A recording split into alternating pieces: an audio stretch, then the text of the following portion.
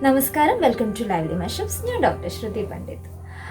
കറുത്തതും ബ്രൗണും കളറിലുള്ള പാടുകൾ നമ്മുടെ മുഖത്തൊക്കെ എല്ലാവരുടെ മുഖത്ത് വരാറുണ്ട്. ലേഡീസ് ആയാലും ജെൻസ് ആയാലും എല്ലാവരുടെ മുഖത്ത് ചിക്കൻ ബോക്സ് ആയാലും മൂക്കുരുവിൻ്റെ ആയാലും അല്ലെങ്കിൽ ഏജ് റിലേറ്റഡ് സ്പോർട്സ് അങ്ങനെ എല്ലാവരുടെ മുഖത്തും വരാറുണ്ട്. അപ്പോൾ നമ്മളെല്ലാവരും ഇതിനെപ്പറ്റി ഭയങ്കര കൺസേൺ ആണ്. അതുകൊണ്ടല്ലേ പല പല പൊടികൾ, പിന്നെ ബ്യൂട്ടി പ്രോഡക്ട്സ്, പിന്നെ തക്കാളി ജ്യൂസ്, അങ്ങനെ ഒരുപാട് കാര്യങ്ങൾ നമ്മൾ ഈ പാട് മായ്ക്കാൻ വേണ്ടി ചെയ്യാറുണ്ട്.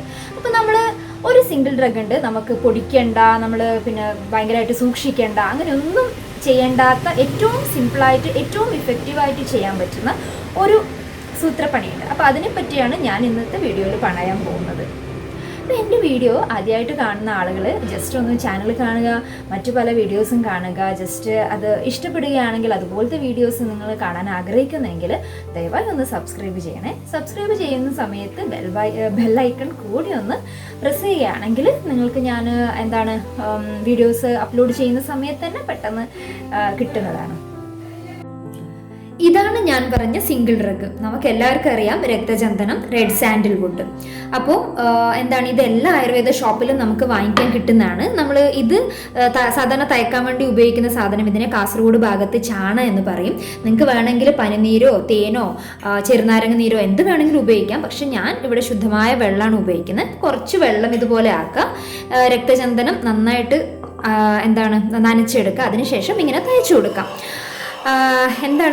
നിങ്ങളെല്ലാവരും രക്തചന്ദനം കൊണ്ട് പിന്നെ പാട് മാറ്റുന്ന വീഡിയോസൊക്കെ ഒരുപാട് കണ്ടിട്ടുണ്ടാവും. പക്ഷേ ഞാൻ മുഖത്തിനെ കുറിച്ചിട്ട് അല്ല മുഖ സൗന്ദര്യത്തിനെ കുറിച്ചിട്ടോ പാട് മാറ്റുന്നതിനെ കുറിച്ചിട്ടോ പറയുമ്പം എൻ്റെ മനസ്സിൽ ആദ്യം വന്നത് രക്തചന്ദനമാണ്. കാരണം പാട് മായ്ക്കാൻ ഏറ്റവും effective, best and the simplest way ആണ് രക്തചന്ദനം ഉപയോഗിക്കുന്നത്. നമ്മൾ പൊടി വാങ്ങി ഉപയോഗിക്കുന്നതിനേക്കാളും ഏറ്റവും നല്ലത് ഇതുപോലുള്ള മരം, അതായത് രക്തചന്ദനം ഡയറക്റ്റ് വാങ്ങി യൂസ് ചെയ്യുന്നതായിരിക്കും. അപ്പോൾ ഇതുപോലെ നന്നായിട്ട് തയ്ച്ചെടുക്കാം. നിങ്ങൾക്ക് വേണമെങ്കിൽ ഏതെങ്കിലും കരിങ്കല്ലോ, അല്ലെങ്കിൽ ചില ആൾക്കാർ പണ്ട് അമ്മിയുടെ സൈഡിലൊക്കെ തയ്ച്ചെടുക്കാറുണ്ട്. പക്ഷേ അമ്മിയൊക്കെ നന്നായി കഴുകണം, ഇല്ലെങ്കിൽ മുളകൊക്കെ അരച്ചതാണെങ്കിൽ മുഖമൊക്കെ എരിയാൻ സാധ്യതയുണ്ട്.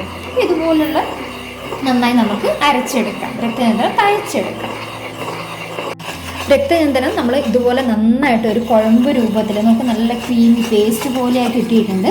നിങ്ങൾക്ക് വേണമെങ്കിൽ അലോവേരയോ എന്ത് വേണമെങ്കിലും യൂസ് ചെയ്യാം കേട്ടോ. ഇതിൻ്റെ കൂടെ ചില ആളുകൾ മഞ്ഞൾ അങ്ങനെയൊക്കെ ഉപയോഗിക്കാറുണ്ട്, വേപ്പിൻ്റെ രസം, അങ്ങനെ കുറേ സംഭവങ്ങൾ നമുക്ക് യൂസ് ചെയ്യാം പാട് മായ്ക്കാൻ വേണ്ടി. പക്ഷേ ഏറ്റവും സിമ്പിളായിട്ട് നമുക്ക് ചെയ്യാൻ പറ്റുന്നത് ശുദ്ധമായ വെള്ളത്തിൽ രക്തചന്ദനം തയ്ച്ചെടുക്കുക, മുഖത്ത് അപ്ലൈ ചെയ്യുക, ഒരു 20 മിനിറ്റ് കഴിഞ്ഞതിന് ശേഷം നന്നായി വെള്ളത്തിൽ കഴുകിക്കളയുക. പിന്നെ രക്തചന്ദനം പാടുള്ള സ്ഥലങ്ങളിൽ മാത്രം നമ്മൾ തേച്ച് കൊടുത്താൽ മതി.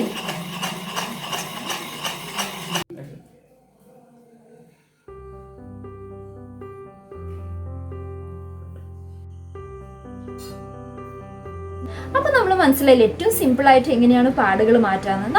നമുക്ക് ക്ഷമയില്ലാത്തതുകൊണ്ടാണ് നമ്മളിപ്പോൾ ഒരാഴ്ച ഇത് യൂസ് ചെയ്യും, വിചാരിക്കും ഒരു റിസൾട്ടും ഇല്ലയെന്ന് വിചാരിച്ചെങ്കിൽ നിർത്തി വെച്ചു.